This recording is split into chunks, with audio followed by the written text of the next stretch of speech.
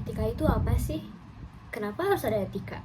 Assalamualaikum warahmatullahi wabarakatuh. Saya Nabila Alif Fadila dengan NIM 150222323. Kali ini saya akan menjelaskan tentang etika. Filsafat merupakan studi tentang pertanyaan-pertanyaan mendasar mengenai realitas, pengetahuan, nilai, dan lain-lain. Biasanya pertanyaan yang sering muncul mengenai filsafat yaitu apa arti kehidupan, bagaimana cara kita membedakan benar dan salah, apakah kebahagiaan merupakan tujuan dalam hidup, dan lain-lain. Secara terminologis, istilah filsafat diartikan sebagai asa atau pendirian hidup. Di samping itu juga, filsafat diartikan sebagai ilmu pengetahuan yang terdalam. Salah satu cabang dari filsafat ialah etika. Etika merupakan ilmu tentang sesuatu yang biasa dilakukan atau sebuah kebiasaan. Dalam Kamus Besar Bahasa Indonesia, etika adalah ilmu pengetahuan tentang asas-asas akhlak. Etika sendiri dibedakan menjadi 3 pengertian pokok.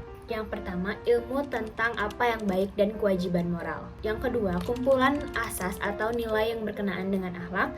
Dan yang terakhir, nilai mengenai benar dan salah yang dianut suatu golongan atau kelompok. Dalam pembahasan kali ini, maka etika dapat diartikan menjadi nilai-nilai atau norma-norma yang dijadikan pegangan oleh seseorang atau suatu kelompok dalam mengatur tingkah lakunya. Menurut Darji Darmodiharjo dan Siddhartha pada tahun 2004, mereka menjelaskan bahwa terdapat 5 sifat dasar etika. Yang pertama, menjadi alat pemikiran dan pertimbangan. 2. Memberikan bekal kepada manusia agar dapat bersikap bijak kepada norma yang ada. 3. Mempersoalkan hak kepada lembaga untuk memberikan perintah atau larangan. 4. Mempersoalkan norma yang diberlakukan. 5. Mengajukan pertanyaan tentang legitimasinya.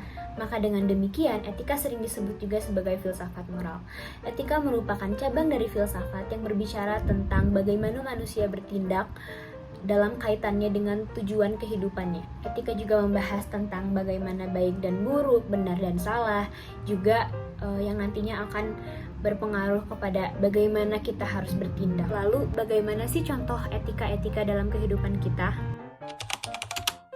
Dalam berbagai kesempatan, kita tahu bahwa komunikasi ini memiliki peranan penting dalam ilmu pengetahuan, dalam berbagai ilmu pengetahuan. Maka dari itu, komunikasi menjadi landasan utama, fokus utama, dan sorot utama dalam berbagai bidang di kehidupan manusia. Dalam berkomunikasi juga, tentunya etika sangatlah diperlukan dan sangat diperhatikan. Kenapa? Supaya kita selalu ada dalam ruang lingkup norma yang berlaku.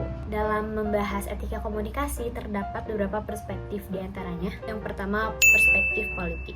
Nah, dalam perspektif politik ini, contoh kasusnya yaitu perspektif kekuasaan. Jadi, tokoh politik menggunakan komunikasi sebagai sarana atau sebagai strategi untuk mempengaruhi masyarakat agar tokoh politik tersebut dapat dipilih oleh masyarakat.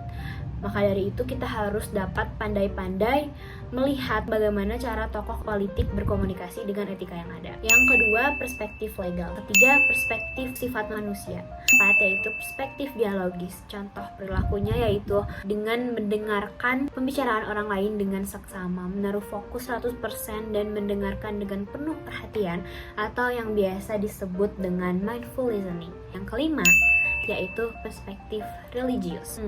Perspektif situasional. Dan yang ketujuh yaitu perspektif utilitarian. Menurut Mufid pada tahun 2010, dia mengatakan bahwa filsafat disiplin ilmu ini berkaitan erat dengan masalah ontologi dan metafisika, masalah epistemologi, masalah aksiologi, dan masalah logika. Nah, kaitan etika dalam berkomunikasi ini ada di ranah aksiologi. Beberapa masalah yang biasanya muncul dalam ranah aksiologi ini diantaranya privasi sebagai nilai moral, tanggung jawab media sosial, stereotip, dan konflik kepentingan.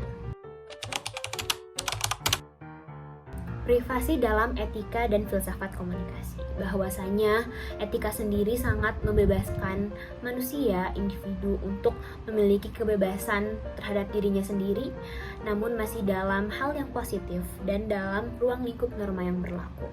Privasi sendiri merupakan sesuatu hal yang tidak dapat diganggu-gugat oleh orang lain. Menurut Donat pada tahun 1990, dia mengatakan bahwa hak setiap orang untuk menentukan aspek-aspek pribadi dalam dirinya yang dapat dimasuki dan digunakan oleh orang lain. Itu berarti bahwa kita dapat menentukan hal apa saja sih yang boleh orang lain ketahui tentang kita, dan hal mana saja sih yang sekiranya kurang pantas untuk orang lain ketahui tentang diri kita. Sebagai contohnya, kita tentu saja selalu menggunakan media sosial dalam kehidupan sehari-hari. Nah, kita dapat menentukan nih hal mana saja sih yang boleh kita post, yang boleh kita repost, atau postingan mana saja sih yang layak untuk menandai akun kita. Samping itu semua, tentunya dengan keadaan kita yang memiliki privasi, kita juga ingin orang lain menghargai privasi yang dimiliki oleh kita. Hal tersebut dapat dimulai dari diri sendiri. Kita dapat menghargai privasi orang terlebih dahulu agar kita dapat dihargai privasinya oleh orang lain. Seperti contoh kasusnya, ada orang lain yang meminta nomor kontak teman kita kepada kita. Nah, kita sebagai orang yang memiliki kontak teman kita ini memiliki kebebasan, memiliki andil untuk apakah kita akan mengirimkan kontak teman kita kepada orang lain tersebut atau tidak. Kita memiliki tanggung jawab terhadap sesuatu hal atau hal-hal yang tidak diinginkan yang akan terjadi jika kontak tersebut kita kirim kepada orang lain. Itu dapat diatasi dengan kita melihat hati nurani kita. Sesuai dengan hati nurani, tentunya kita akan mempertanyakan terlebih dahulu kepada teman kita untuk apakah kontak kamu boleh dikirim nggak ke orang lain gitu. Maka dari itu kita dapat menghindari resiko yang dapat terjadi. Jika teman-teman notice nih, tadi kita menyebut tentang kebebasan, tentang tanggung jawab, hati nurani. Nah, itu merupakan unsur-unsur dari privasi dalam etika. Unsur-unsur dari privasi dalam etika sendiri itu ada kebebasan, tanggung jawab, hati nurani, dan yang terakhir, prinsip-prinsip moral dasar. Nah, ngomong-ngomong tentang privasi, tentunya privasi ini tidak jauh dari yang namanya media. Media pers ini biasanya selalu memberitakan hal-hal yang di luar kode etik jurnalistik. Mereka biasanya selalu memberitakan hal-hal yang melanggar hak privasi atau masalah seseorang. Maka dari itu, para wartawan sangat dituntut untuk menjadi profesional dengan menghormati hak tiap individu dan masalah yang ada. Dari hal tersebut terdapat beberapa dilema yang biasanya terjadi terkait isu-isu seperti tersangka di bawah umur, bunuh diri, korban seksual, dan lain-lain, karena hal tersebut merupakan hal privasi. Lalu, strategi komunikasi apa saja sih yang dapat dilakukan agar komunikasi dapat berjalan secara efektif?